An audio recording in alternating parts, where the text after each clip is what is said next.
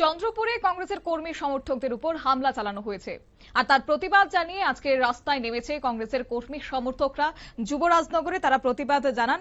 কংগ্রেসের নেতা কর্মীদের উপরই হামলার প্রতিবাদ এবং তার পাশাপাশি অভিযুক্তদের অবিলম্বে গ্রেফতার করতে হবে।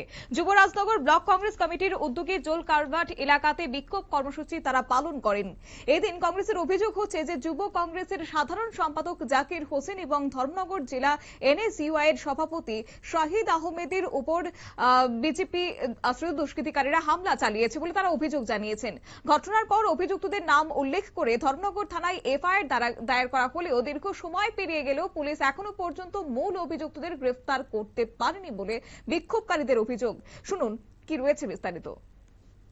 ত্রিপুরা প্রদেশ যুব কংগ্রেসের সাধারণ সম্পাদক জাকির হোসেন ও ধর্মনগর জেলার এনএসইউআই এর সভাপতি শাহিদ আহমেদের উপর বিজেপির গুন্ডা বাহিনীর দ্বারা চন্দ্রপুর এলাকায় আক্রমণ সংঘটিত হয়েছে।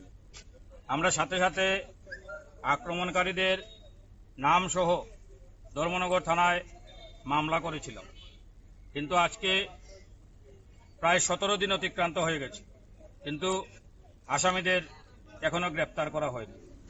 তাই আমরা অবিলম্বে আসামি মুন্না পাল, তুতন শর্মা, দেবল দাস, সুরজ দেব সহ যারা এই ঘটনার সঙ্গে জড়িত ছিল তাদের অবিলম্বে গ্রেপ্তারের দাবিতে আজকে যুবরাজনগর বিধানসভা এলাকায় যুবরাজনগর ব্লক কংগ্রেস কমিটির উদ্যোগে রাস্তা অবরোধে সামিল হয়েছে।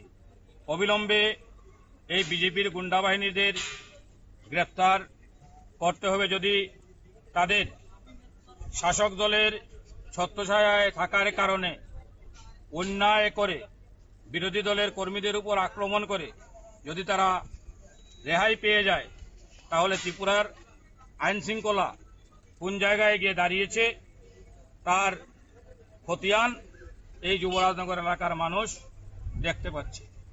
আমরা পুনরায় ধর্মনগরের পুলিশ প্রশাসনের কাছে অভিযোগ অনুযায়ী মুন্না পাল, তুতন শর্মা, দেবল দাস এবং সুরাজ দেব সহ কয়েকজনের বিরুদ্ধে হামলার ঘটনায় অভিযোগ রয়েছে।